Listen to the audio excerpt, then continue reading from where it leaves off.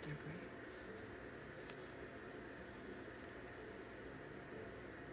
My studies showed we could not even graft the forepart of a worm or caterpillar to the hind part of another. This was 20 years before Jansky identified the main blood groups, so we could not even transfuse blood.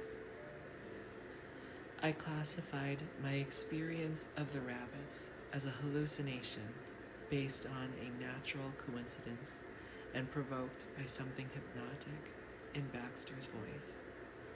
Yet, at weekends, I followed old paths through woodlands and moorlands because they recalled our conversation when we walked them together. And of course, I was hoping to meet him again.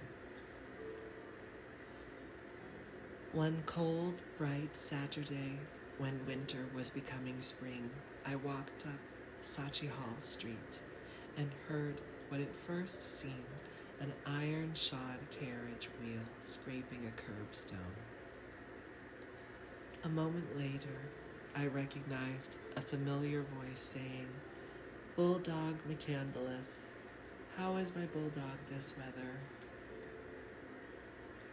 "A lot better for hearing the sound of your ugly voice, Baxter," said I. "Have you never thought of getting a new larynx? The vocal cords of a sheep would twang more melodiously than yours." He walked beside me at the usual stumping trudge, which carried him as fast as my own swift stride. A walking stick was clenched under his arm like an officer's baton. He wore a curly-brimmed topper on the back of his head. His chin was held high, and an exuberant smile showed he now cared nothing for the glances of other pedestrians. With a pang of envy, I said, "You look happy, Baxter." "Yes, McCandless. I now enjoy more flattering company than you ever provided. A fine, fine woman, McCandless, who owes her life to these fingers of mine, these skeely fingers." He wagged them in the air before, as if playing a keyboard.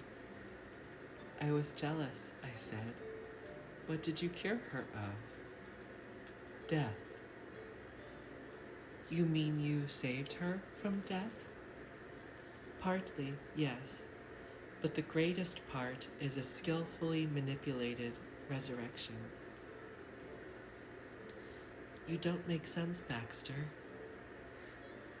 "Then come and meet her. I would welcome a second opinion.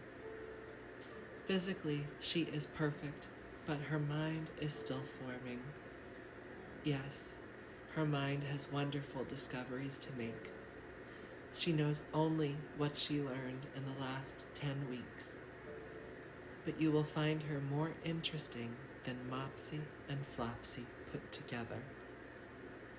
"So your patient is amnesic?" "That is what I tell people, but don't you believe me? Judge for yourself." And the only other words he said before we reached Park Circus were that his patient was called Belle, short for Bella, and lived in a great clutter because he wanted her to enjoy seeing, hearing, and handling as many things as possible. As Baxter unlocked his front door, I thought I heard a piano playing "The Bonnie Banks o' Loch Lomond," so loud and fast that the tune was wildly cheerful. He led me into a drawing room where I saw the music being made by a woman seated at a pianola. Her back was toward us. Curly black hair hid her body to the waist. Her legs pumped the treadles, turning the cylinder with a vigor that showed she enjoyed exercise as much as music. She flapped her arms sideways like a seagull's wings, regardless of the beat. She was so engrossed that she did not notice us. I had time to study the room. It had tall windows overlooking the circus, a bright fire under a marble mantelpiece. The big dogs lay somnolent on a hearth rug, their chins cushioned on each other's flanks. 3 cats sat as far apart as possible on the backs of the highest chairs, each pretending not to see the rest, but all twitching if one of them moved. Through an open double door, I saw a room overlooking the back garden.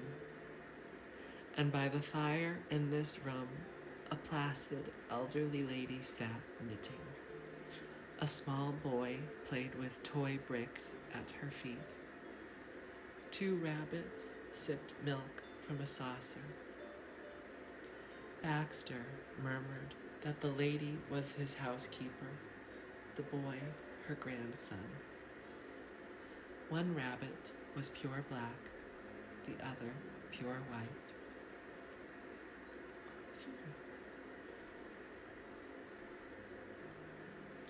But I decided to draw no fantastic conclusion from this. What made the place strange was a multitude of things on the carpets, tables, sideboards, and seats. A tripod upholding a telescope, a lantern slide projector aimed at a standing screen, celestial and terrestrial globes, each a yard in diameter, a half put together jigsaw puzzle showing the British Islands, a fully furnished doll's house with the front open, exposing everybody from a thin maidservant in the attic bedroom to a fat cook rolling pastry in the basement kitchen, a toy farm with hundreds of accurately carved and painted animals, a brilliant flock of real stuffed hummingbirds wired to a silver stand shaped like a bush with leaves and fruit of colored glass, a xylophone, harp, kettle drums, an erect human skeleton, and glass jars holding pickled limbs and bodily organs. These specimens probably came from old Sir Colin's collection, but their brown morbidity was contradicted by surrounding vases of daffodils, pots of hyacinths, and a great crystal bowl in which tiny, jewel-like tropical fish darted. Gosh, I'm sleeping.